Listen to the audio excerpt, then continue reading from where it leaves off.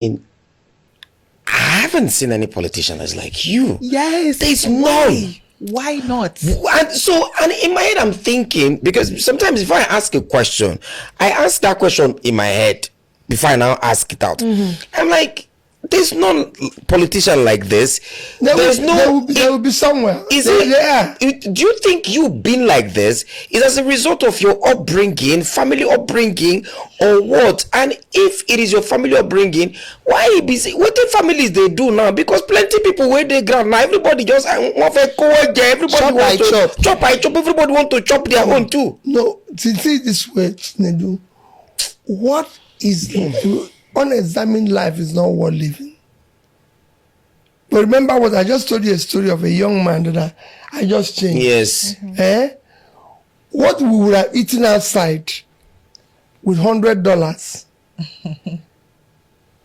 was the most sophisticated food.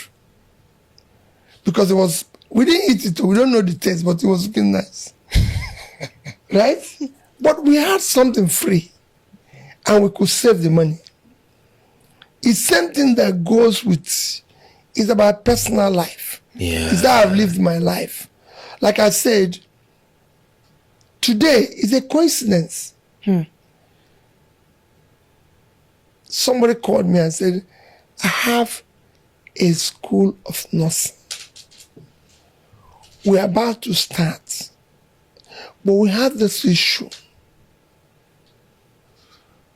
It will cost us this much. I can tell you, she was there when it happened. And I said, okay, I'm going to come tomorrow. For me, when I asked, so what is your population? He said, there are 200. So I have 200 people that could be a nurse, saving life. And I probably have 5 or 10 million, which I can also use wrongly. Okay. What did I use it for these 200 people? So for the same thing goes when I was in school. Like I said, every senior prefect had my phone number. Nedu, when I was 50, I said this every day. I was governor. I would have been governor at 40. I was in court for 3 years. When I was 50, I had a birthday. One of the institutions I served, I was a director in about 8 companies before I became governor. One of them said, I'm going to build a house for you. Because I don't have a house in my village. I have a house in Onitsha. Till now? Yes. I'm going to go to my village. I don't have to have houses all over the place. Then I don't have a house in Abuja. Of a truth, there are not many politicians in Nigeria like Peter Obi. In fact, his type is extremely rare in today's political landscape. Very rare, honestly. And this is exactly why Nigerians from every walk of life, young, old, educated, uneducated, rich, poor, north, south, continue to support him with passion and conviction. People see something different, something refreshing, something almost unbelievable in a nation where public office has been reduced to self-interest. When you examine the record of Peter Obi, the first thing that stands out is his uncommon discipline with public resources. Peter Obi is the only sitting or former governor I know who never allocated a single plot of land to himself, to his friends, or to political cronies throughout his 8 years in office. Not one. And when land was officially allocated to him, he rejected it. He walked away from it. In a country where land allocation has become a silent form of reward, entitlement, and political compensation, his decision remains one of the most shocking acts of integrity we have seen. I genuinely have not heard of another governor or politician who has done the same in Nigeria. But that is only the beginning. Peter Obi is also the only Nigerian politician I know who openly rejected an oil well. Think about that carefully, an oil well. In a country where many people fight, lobby, scheme, and even betray alliances just to get access to such opportunities, he turned it down simply because it was not right.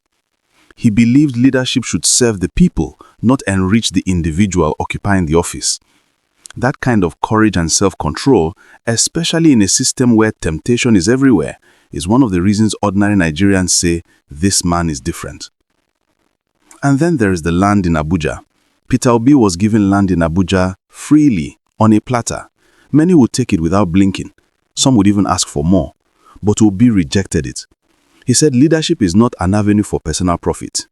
Again, I have never heard of another Nigerian politician who has taken that stand, especially when the benefit comes quietly and no one would have known if he accepted it. Another powerful example is his stance on pension benefits. Peter Obi is one of the very few former governors who is not on pension. He refused to sign the pension bill that would have granted him huge benefits for the rest of his life. Other ex-governors across Nigeria are earning massive monthly pensions while citizens struggle to survive. Yet, Obi said no.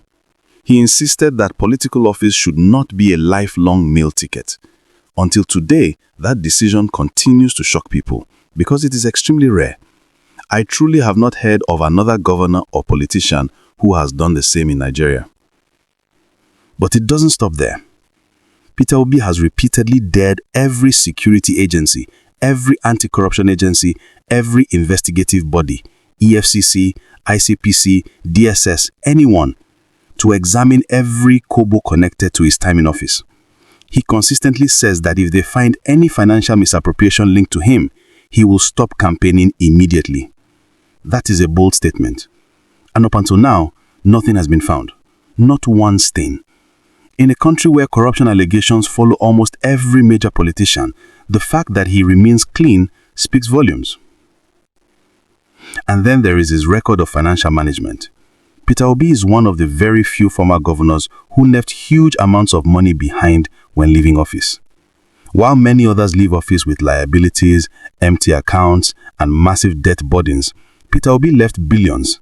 He left savings, he left investments, he left reserves.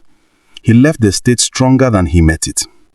Even people who may not support him politically often admit that his financial discipline was exceptional. When you put all these together, the rejection of land, the rejection of an oil well, the rejection of Abuja land, the refusal to collect pension, the transparency, the accountability, the clean investigations, the savings he left behind, you begin to understand why people feel that Peter Obi represents a different kind of leadership. A leadership that is possible, a leadership that is believable, a leadership that Nigeria desperately needs. This is why the obedient movement is not just a political trend. It is not just a social media wave. It is a reflection of the hunger Nigerians have for integrity, competence, and sincerity in governance. People are tired of the old way of doing things. They are tired of leaders who treat public office like personal property. And when they look at Peter Obi, they see hope. They see possibility. They see someone who has lived by example, not by slogans. The list of his unique attributes is long, but even these few examples show clearly why millions support him. Peter Obi is not perfect. Nobody is. But he represents honesty, discipline, responsibility, and a new direction for Nigeria. Indeed, Obi is unique, and that is why the movement behind him continues to grow every single day.